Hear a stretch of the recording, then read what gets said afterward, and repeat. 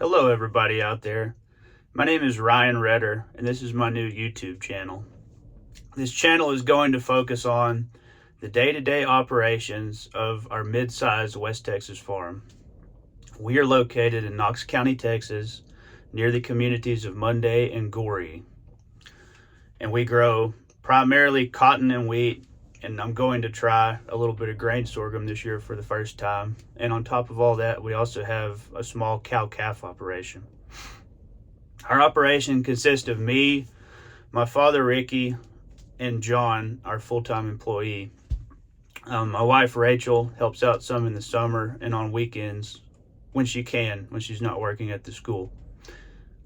Me and my father each have our own acres that we farm, and we share all of the equipment between us as we need to. I began farming my own acres in 2020, starting out with only one 30-acre farm just west of Goree, and I slowly expanded from there. This process of being able to share equipment with my father was the only way I was able to get started and established, as it would have been impossible for me to be able to afford all the necessary equipment I need to get started just from the beginning. And still to this day, I've been able to purchase and expand my equipment line, but my father owns the majority of the equipment.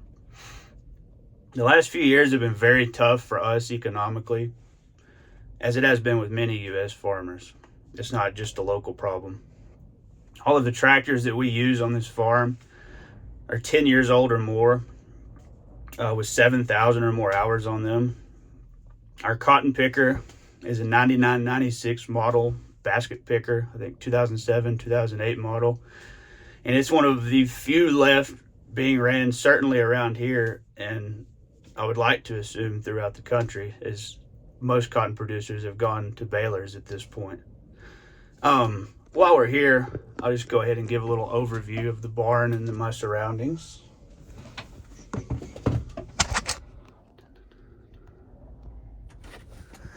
So this tractor that I've been sitting on is a late 90s model 7610, and as of today it has about 14,000 hours on it.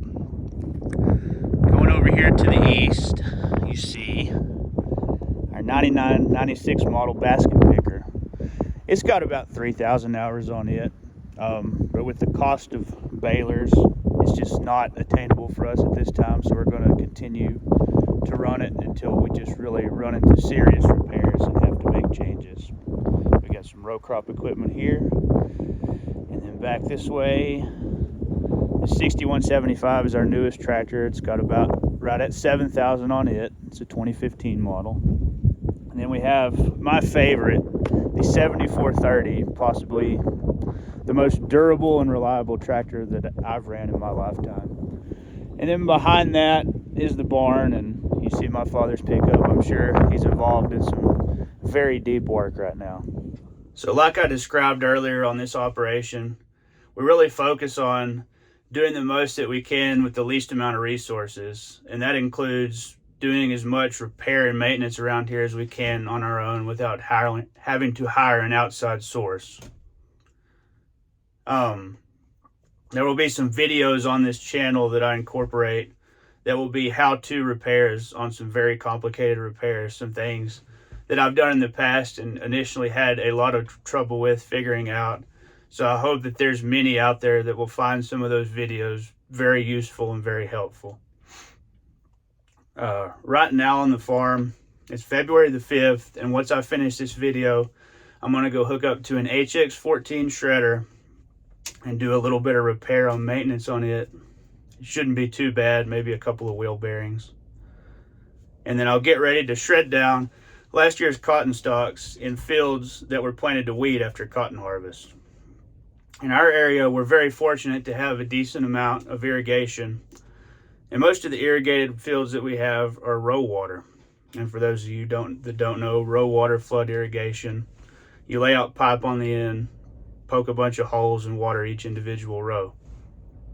Once I'm through shredding stalks, we'll be ready to spray the fields, and then we'll row water like I just described. With wheat, we don't get too crazy with our water. We may water it 2 or 3 times, as the price of wheat right now doesn't justify putting a whole lot into it. With cattle prices as high as they are now, we feel that we're better off on some of our larger non-irrigated fields doing what we call grazing it out. And what grazing it out means, for those that don't know, is taking 400 to 500 pound steers and placing them out on wheat and grazing it out rather than taking the wheat to harvest. Now, these steers aren't ours. They come from a guy in our area that has a pretty large scale feed operation, and we get paid on the gain for each of those animals. Currently, we have 200 head of those steers out on 600 acres, which accounts for about a third of our total wheat acres. If we have good growing conditions over the next month, we hope to add another 200 head on top of that. Moving forward this year, we plan on doing some cotton, but it will only be on acres that have really good irrigation. Cotton prices have declined the past few years and inputs have continued to rise, making it almost impossible in our area to consistently be profitable on acres that don't have good irrigation. You never know what we'll get with the weather around here. The same trend I described is pretty prevalent throughout our area, as only a small percentage of cotton fields I see anymore in Knox County are not irrigated.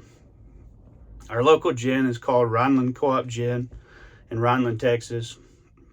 And at their peak, in the mid-2000s, they would consistently gin somewhere around 50 to 60,000 bales. The last few years, that number has dropped all the way down to 20 to 25,000, with this past year, 2025, being right at 20,000 bales, if I remember correctly. As far as growers in our area, I'm not sure of an exact number, but I can say in my childhood in the early 2000s, there was easily 40 or 50 guys growing cotton in Knox County. Today, I'm certain that number is less than 15, and it could be even as low as 10 or less growers for the whole county.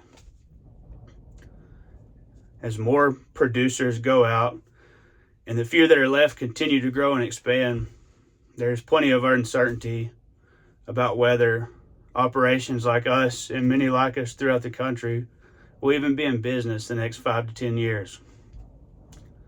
So for the time being, the time we have in front of us, we really have to do our best to utilize what resources we have in order to just stay afloat. And throughout this year, I plan to chronicle every step of our journey as much as I possibly can, to lay it out clearly on this page, everything we do and everything that goes with it. So that's it.